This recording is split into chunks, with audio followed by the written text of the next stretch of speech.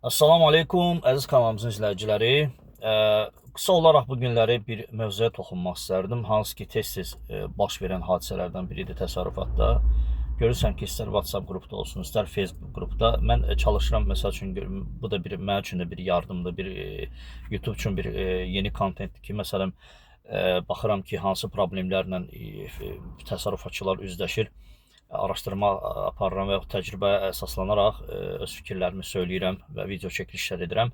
Bu da bir köməkdir və həm mənə faydalı olur, həm də sizin üçün faydalı olur bu.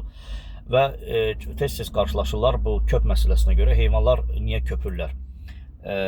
Məsələn, belə deyim, niyə görə bu problem hardan qaynaqlanır? Əsas problem ondan ibarətdir ki, siz heyvanlarınızı səhər-səhər ac qarnına yaşıl ota buraxırsınız və dərhal birdən-birə başqa yemək keçid edirsiniz.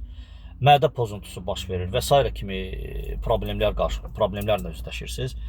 Onun üçün, yəni belə problemlərdən uzaq olmaq üçün nə edirsiniz? Sadəcə sadə bir usuldur. Səhər ac qarnına heyvanları buraxmamışdan öncə biraz quru ot verin. Şərt onda deyil ki, yəni heyvanlara doyana kimi verəsiniz. Yox.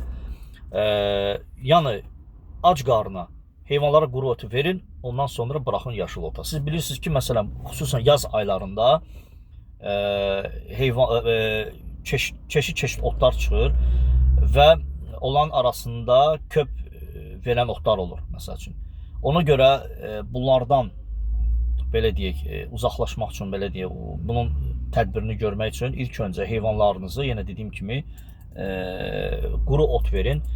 Ondan sonra bırakın yaşıl ota ki, yəni belə bir problemlərlə yaşamayasınız. Və bizim kanalda, məsəl üçün, otlaq sahəsində baş verərsə, heyvan köpərsə, əlinizin altında heç bir şey yoxdursa, kanala diqqət yetirirsiniz. Türkə çarə bu vəziyyətdən necə çıxmaq lazımdır, kanalda, YouTube'da yerləşdirmişik və yaxud ümumiyyətlə digər, məsələn, heyvan köpərsə, hansı əlinizin altında, məsəl üçün, ingilis duzu varsa, suya qatılıb, insan aptekində satılır.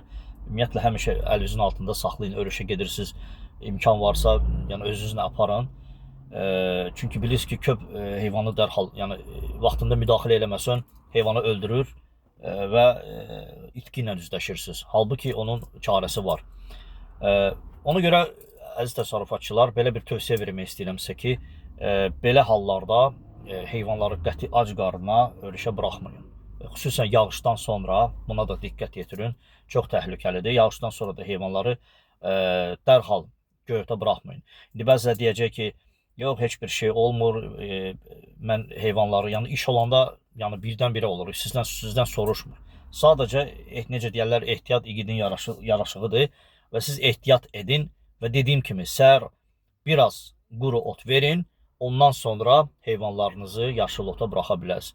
Və görürsünüz, ümumiyyətlə, heyvanınızda tez-tez problem baş verirsə, deməli, onun mədə bağırsında pozuntusu var, problem var. Çalışın o heyvanı yaşıl ota buraxmayın. Bu qədər.